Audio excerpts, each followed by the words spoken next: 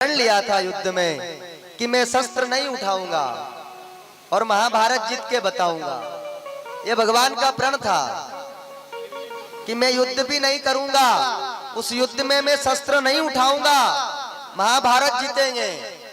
पितामह भीष्म ने कहा, अरे भगवान तुम लाख भगवान हो, लेकिन बिना शस्त्र के युद्ध जीता नहीं जाता है। मैं पितामह भीष्म भी प्रतिज्ञा लेता हूं कि कन्हैया तुम शस्त्र उठाओगे तो ही इस युद्ध को जीतोगे। आज वो समय आया और महाराज पितामह भीष्म अर्जुन के ऊपर बाणों पे बाण छोड़ते गए। अब भगवान ने सोचा कि अगर आज अर्जुन को नहीं बचाया तो अर्जुन मारा जाएगा, युद्ध समाप्त हो जाएगा।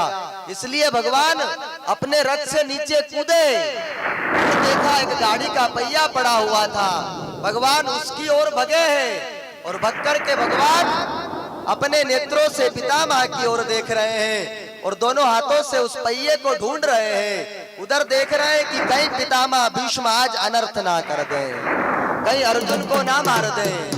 और महाराज भगवान ने देखते देखते देखते अपने हाथों से उस पहिए को ढूंढा, खोजते जैसे ही वो रथ का टूटा पहिया अपने हाथों में आया, भगवान ने उठाया उस पहिए को और उठा करके सिंह की तरह पितामह की ओर झपटे हैं पहिए को लेकर के।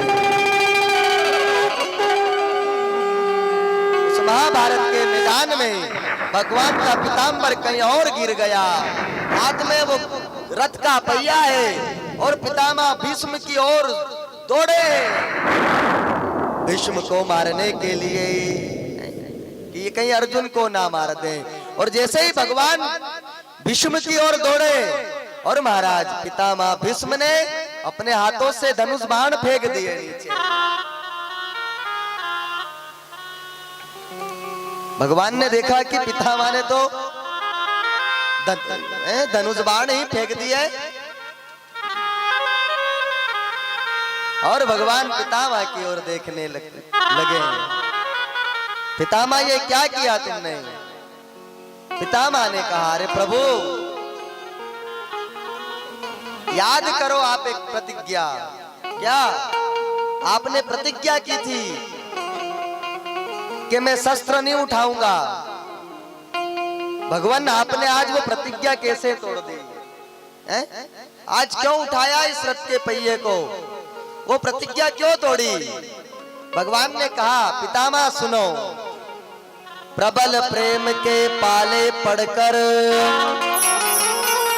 प्रभु को नियम बदलते देखा,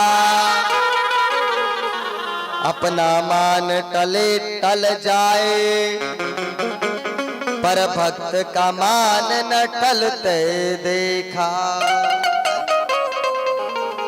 कहा प्रभु ने, हे पितामह आपने भी एक प्रतिज्ञा की थी कि मैं शस्त्र उठवा के रहूंगा, नहीं उठाया तो महाभारत खत्म कर दूंगा।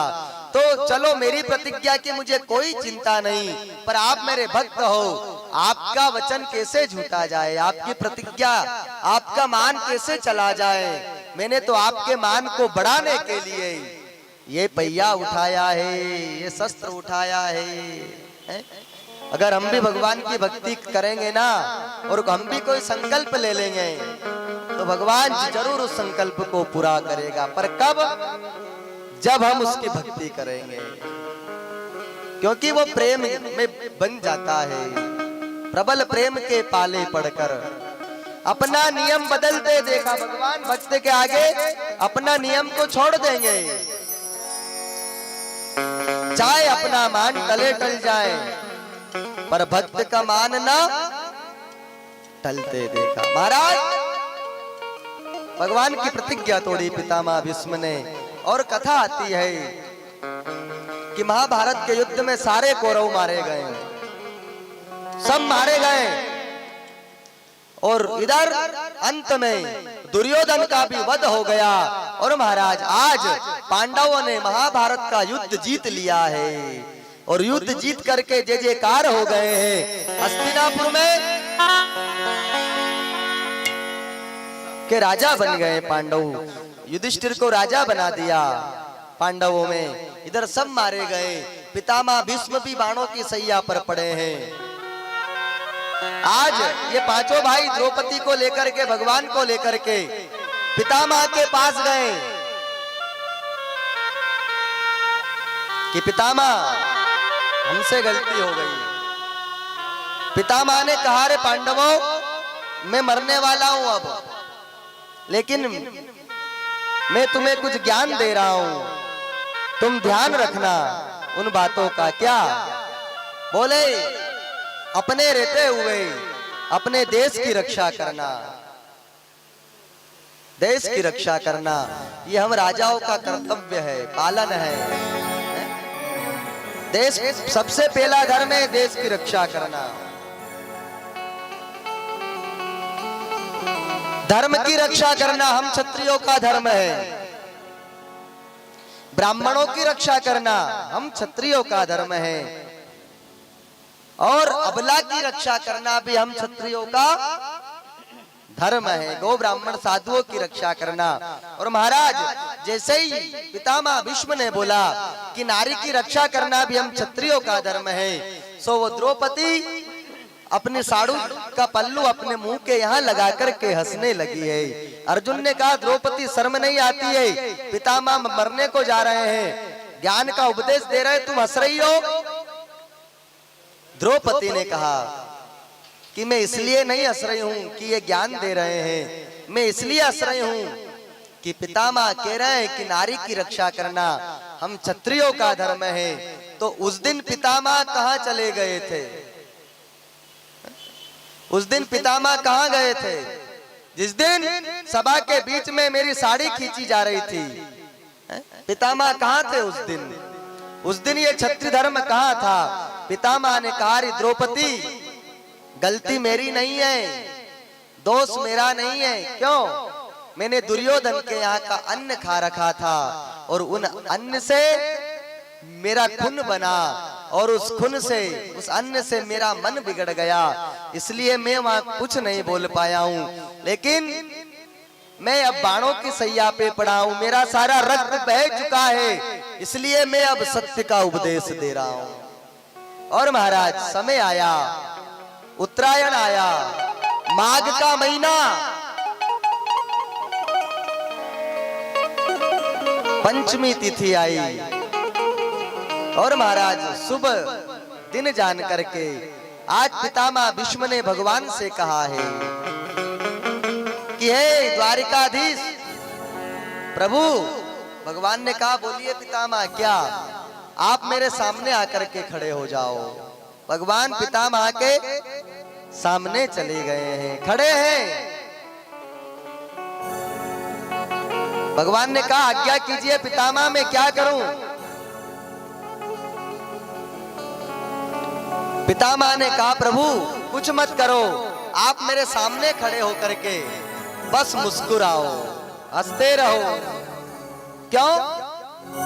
बोले, अब मैं मेरे प्राणों को त्याग रहा हूं, और मैं चाहता हूं कि अंत समय में भी आपकी मुस्कुराहट को देख करके मैं प्राण त्यागूं। और हर जीव चाहता है कि अंत समय में हमें सावरिया सेठ के दर्शन हो जाएं। हर जीव चाहता है कि हमें भगवान दिखे, लेकिन हर किसी को नहीं दिखता है। वो मरते समय उसी को भगवान याद आएंगे जो रोज भगवान के दर्शन करते हो, रोज भगवान का कीर्तन करते हो, उसी को भगवान दिखेंगे जो भगवान की कथा में रुचि रखता हो। और मैं आपसे कहूं कि रोज भगवान का कीर्तन किया करो, रोज घर के अंदर 2 अगरबत्ती लगाई भगवान के आगे और हाथ जोड़ करके बैठ गए भगवान के आगे, और रोज कीर्तन करो। आपको कोई भजन नहीं आता है, कोई बात नहीं, कोई मंत्र भी अगर नहीं आता हो, कोई बात नहीं, भगवान से एक ही बात कहो, सावरिया सेठ के आगे खड़े हो जाओ, और खड़े होकर के सावरिया सेठ से एक ही बात कहो, बस क्या कि इतना तो करना स्वामी।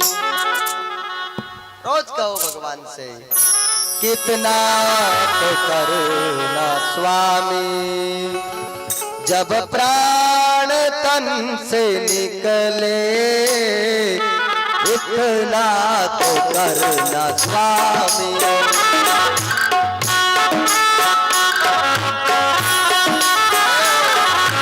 इतना तो करना स्वामी, जब प्राण तन से निकले इतना तो करना स्वामी।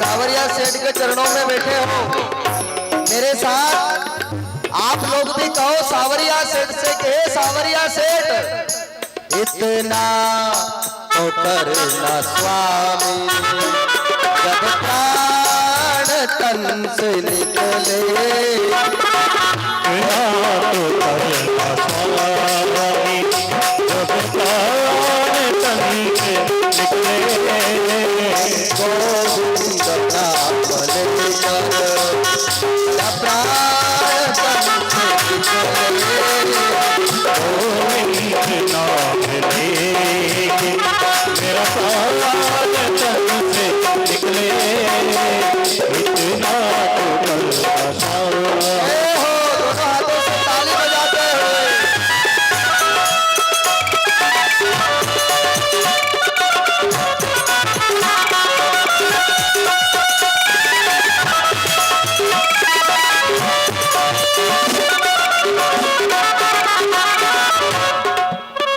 भगवान से रोज कहो हाथ जोड़ के, क्या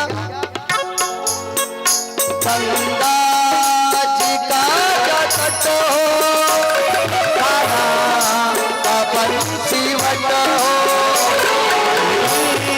बाजी का तट हो काना का बंसी बज हो, गंगा जी का जट हो खाना का बंसी वट हो, गंगा जी का तट हो काना का बंसी बज हो, सावरान तट हो मेरा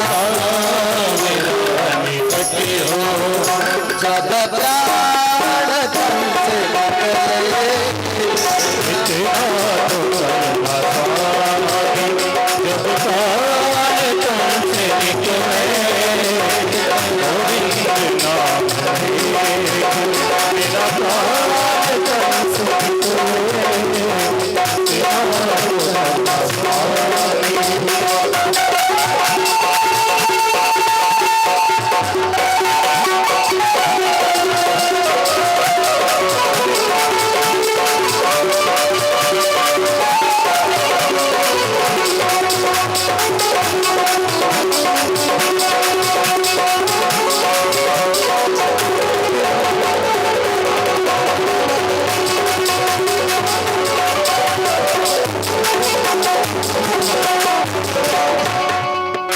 इतना तो करना स्वामी, जब प्राण तन से निकले इतना तो करना स्वामी, जब प्राण तन से निकले गोविंद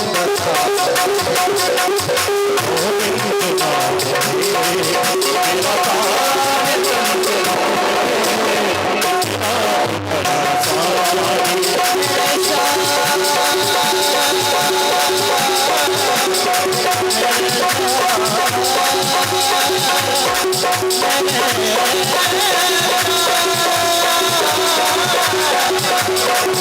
मेरा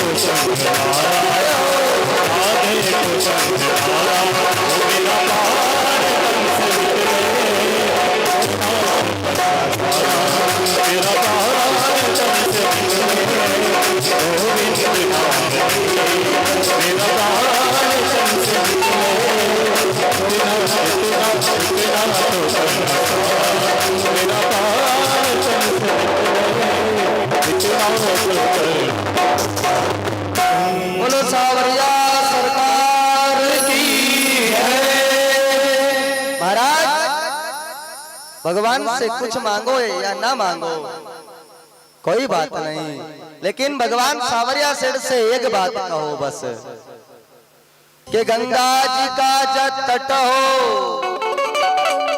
और कान्हा का वंशी वट हो। अरे जब मैं मेरे प्राण को त्यागूं छोड़ूं, तब मेरे पास कोई हो या ना हो कोई बात नहीं, लेकिन या तो मां गंगा का पावन तट हो या फिर कन्हैया का वंशी वट हो। कान्हा का वंशी वट हो और क्या मेरा सावरा निकट हो। या तो मेरा सावरिया सेठ मेरे सामने खड़ा रहे, तब प्राण तन से छोड़ूं, इतना तो करना स्वामी। ऐसे प्रार्थना करो भगवान से कि हे प्रभु, जब भी ये प्राण त्यागूं आप मेरे सामने खड़े रहो, बस मुझे कुछ नहीं चाहिए।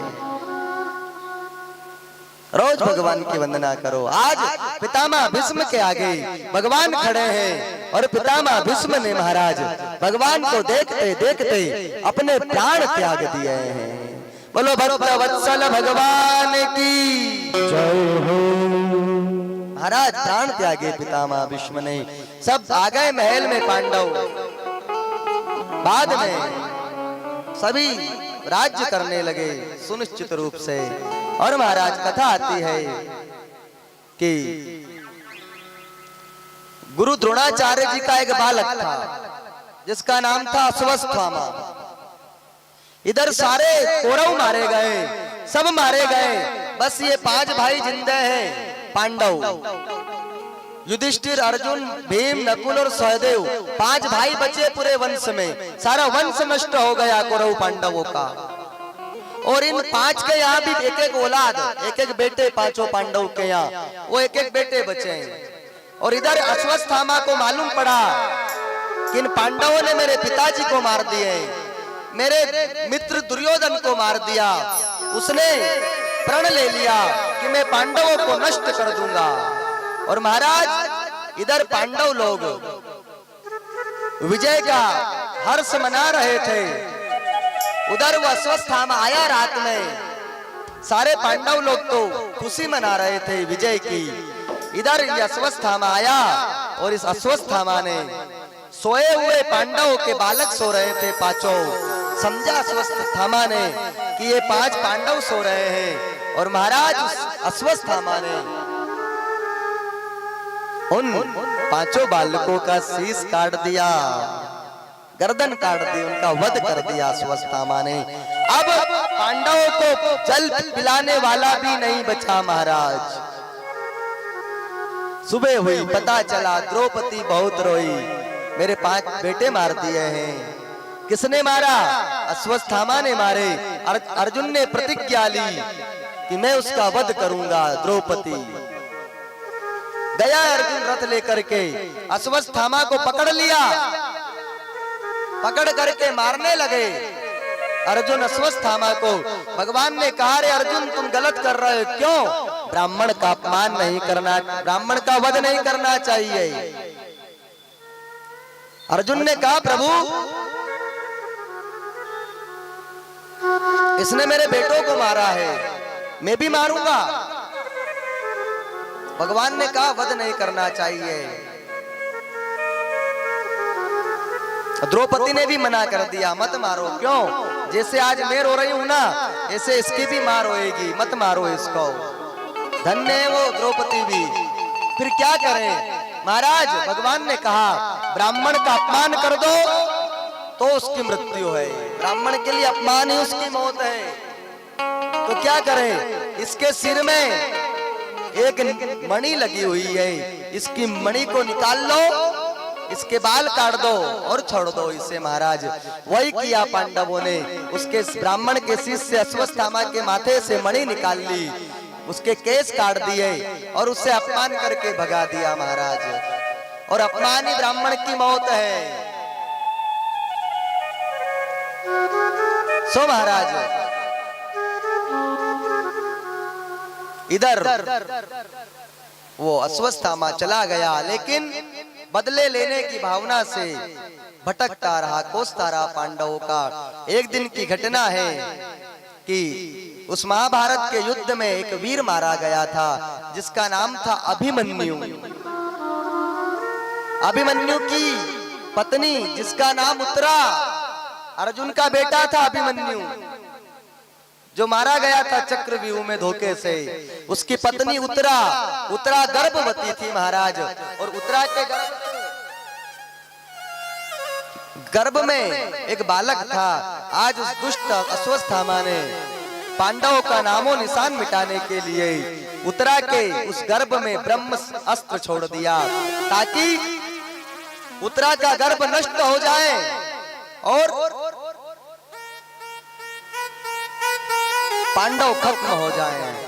इधर जैसे ही ब्रह्मास्त्र छोड़ा, उत्तरा के पेट में जलन होने लगी महाराज। उत्तरा बिलखलाने लगी, रोने लगी। उत्तरा सीधी अपनी सास कुंती के पास गई।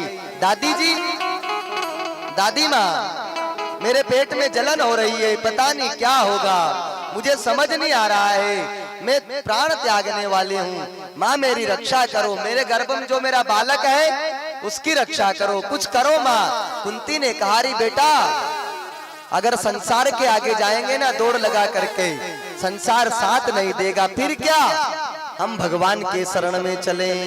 कुंती अपनी बहू को लेकर के गई भगवान की शरण में, और कुंती और उत्तरा दोनों भगवान सावरिया सेठ के आगे खड़े हो गए, कन्हैया के आगे खड़ी हो गई, और दोनों हाथ जोड़ करके प्रार्थना करने लगी है। कहने लगी है सावरिया सेठ से कि हे सावरिया सेठ, हे द्वारिकाधीश, मेरे गर्भ में जो बालक है उसकी रक्षा करो। और कह रही है वो कुंती और उत्तरा भगवान से कि हम तुम्हारे हैं प्रभु जी, तुम हमारे हो, हम तुम्हारे ही रहेंगे, ओ मेरे प्रियतम प्रभु। हम तुम्हारे हैं प्रभु, तुम हमारे हो,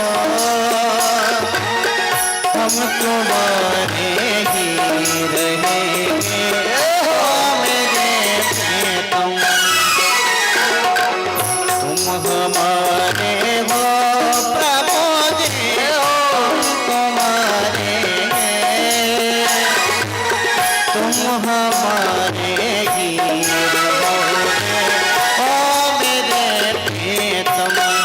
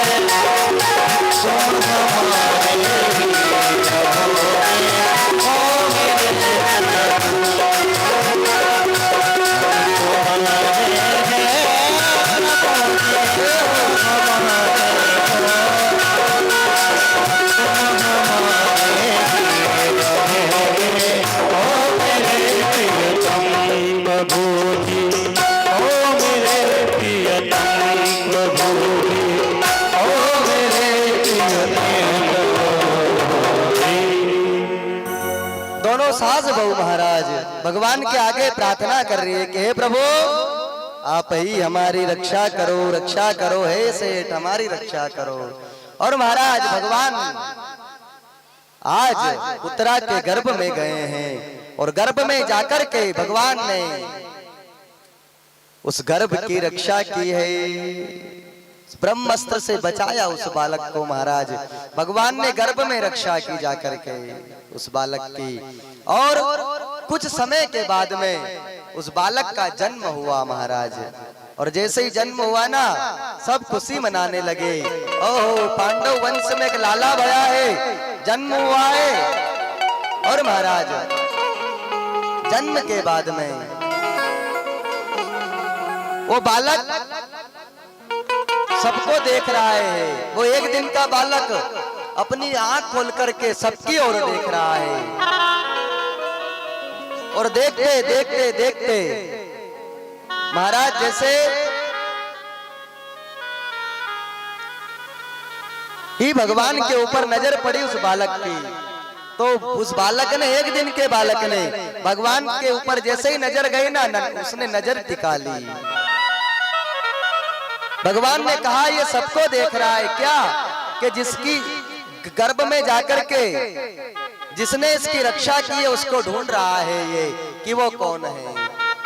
सो भगवान ने कहा इस बालक का नाम, ये सबकी परीक्षा कर रहा है कि मेरी रक्षा किसने की, इसलिए इस बालक का नाम परीक्षित होगा। बोलो परीक्षित महाराज की जय हो। इसका नाम परीक्षित होगा महाराज। ये परीक्षित के जन्म की कथा है जो भागवत के पहले श्रोता हुए हैं। आइए आज की कथा का यही विराम देंगे हम। समय हो गया, शायद समय अधिक हो गया है, इसलिए आज की कथा को यही विराम देंगे। आगे की कथा हम कल 4 बजे से सुनेंगे। कल तीसरे दिन की कथा होगी, तो अधिक से अधिक संख्या में पधारे और कल तीसरे दिन की कथा का भी आनंद ले। आज की कथा की यही पूर्णाहुति, यही विराम, और कल हम पुनः दोपहर 4 बजे से 7 बजे तक कल की कथा श्रवण करेंगे। आइए भगवान सावरिया सेठ के प्रांगण में बैठे हैं, इसलिए भगवान सावरिया सेठ का थोड़ा सा हरि कीर्तन, उसके बाद में हम आरती करेंगे। सब भाव और प्रेम से गाएं।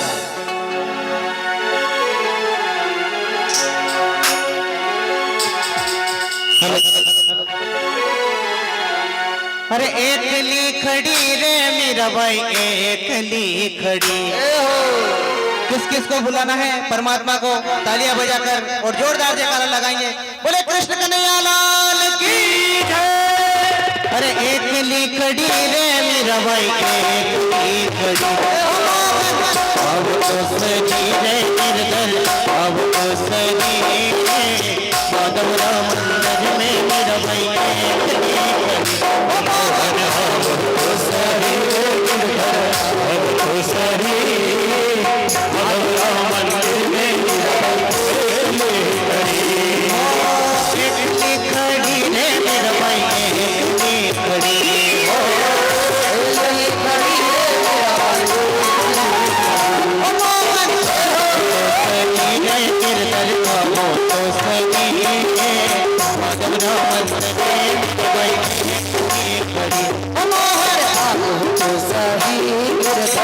अब तो सभी माधव राम मंदिर में मेरा भाई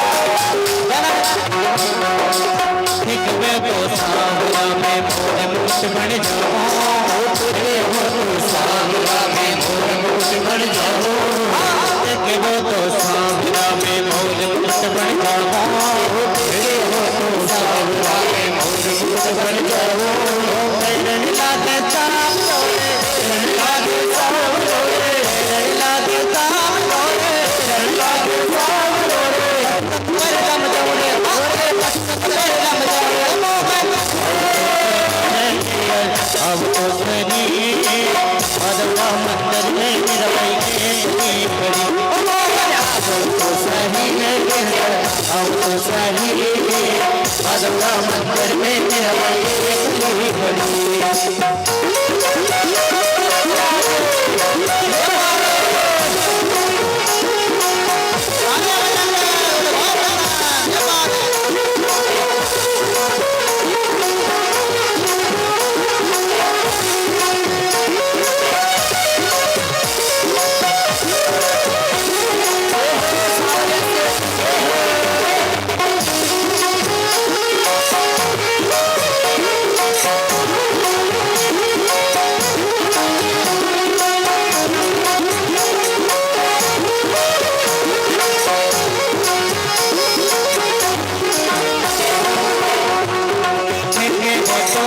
काजलियों बन जाऊं देखे वो तो सावरा में काजलियों बन जाऊं देखे वो तो सावरा में काजलियों बन जाऊं देखे वो तो सावरा में काजलियों बन जाऊं सुरमुसा जैसा लोरे सुरमुसा जैसा लोरे सुरमुसा जैसा लोरे सुरमुसा जैसा लोरे आंखों में आओ तो सवेरे को आओ तो सवेरे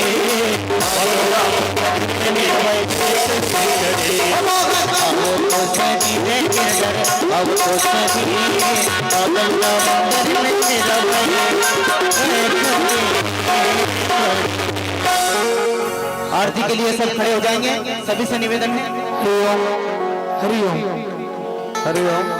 आरती के लिए सभी लोग आगे आ जाएं। यहाँ पर हमारे मुख्य यजमान माननीय टीआई साहब आरती कर रहे हैं और सभी आ जाएं, जो लोग आए हैं सभी आ जाएं। हमारे मंत्री जी पधारे हैं सिमरोल से, मध्य प्रदेश से, राजगढ़ जिले से, वो भी आ जाएं। परिपूर्ण गौरम करुणावतारम संसार सारभुजगेहरं सदा वसन्तं वदा भवं भवानि सहितां आरती कुंज बिहारी के श्री गिरधर कृष्ण मुरारी आरती कुंज बिहारी के श्री गिरधर कृष्ण मुरारी आरती कुंज बिहारी के श्री गिरधर कृष्ण मुरारी आरती कुंज बिहारी के श्री गिरधर कृष्ण मुरारी बोले मैं जनती राधा बजा मैं मधुर मधुर पाला कमल में मंडल दल काला बल में मोहन ब्रज हरि राधिका रमण कुमारी कृष्ण मुरारी आरती कुंज बिहारी गगन तन राधिका चमक रही हारी रतन में हरवन भारी भ्रमर की अलग कस्तूरी चंद्र की ललित जब श्यामा गिरधर कृष्ण मुरारी आरती कुंज बिहारी गिरधर कृष्ण मुरारी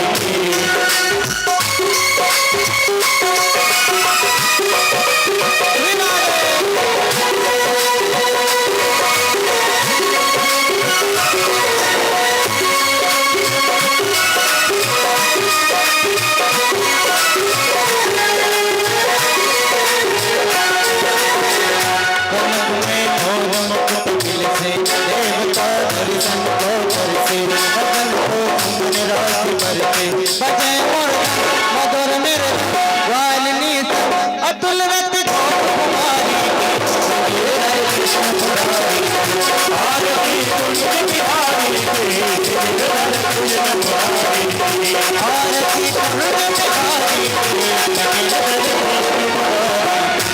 आरती कुंज बिहारी गिरधर कृष्ण मुरारी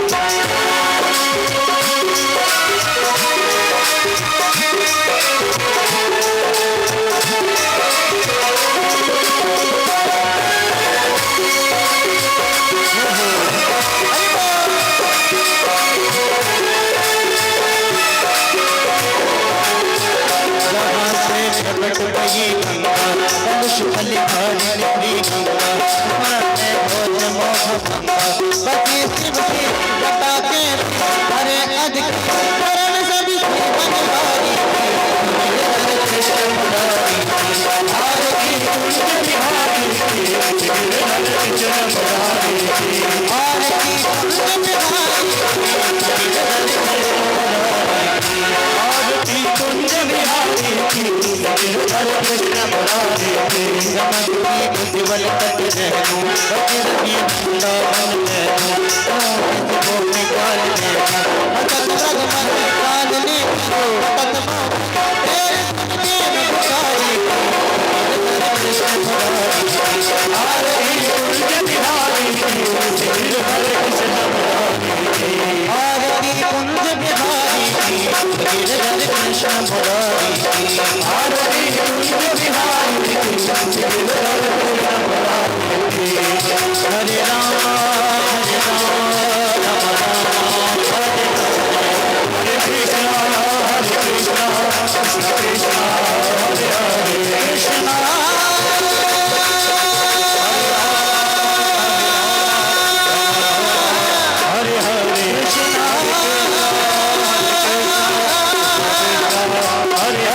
कृष्ण